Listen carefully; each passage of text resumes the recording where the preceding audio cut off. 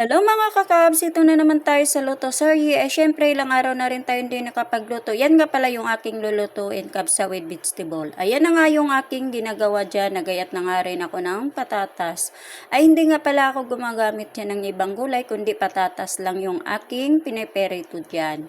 At yan nga pala, syempre yung ating pagluluto, hindi nawawala yung sibuyas at saka kamatis. Hindi na ako nagamit ng bawang kasi nga meron ditong naglilihi.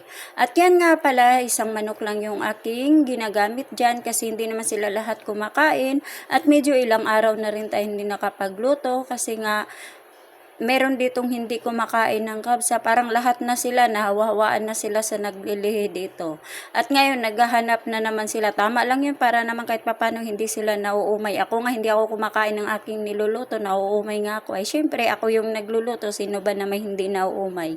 Gustuhin ko mang kumain, pero hindi ko kaya. Kaya ako ay nagawa rin ako ng aking pagkain. Buti na lang dito, malaya talaga ako makapagluto ng aking kakainin. Kaya malaking pasalamat ko na rin kasi nga hindi ako pinagdadamutan ng aking mga amo dito. Ay syempre, kung meron tayong pagkain, hindi natin sila pwedeng baliwalain din. Pwede naman natin silang tanungin. Kung ayaw nila, hindi, wala naman tayong magagawa. At least, tinatanong respeto lang natin sa kanila yon. Basta ikaw, magluluto ka kung ano yung gusto mo. Hindi naman sila yung na huwag kang magluluto dyan, yung sabihin na pinagdadamutan ka ng pagkain, hindi. Kaya ako nga dito ay malaking papasalamat. Nagpapakain nga kami dito sa mga pusa sa labas eh.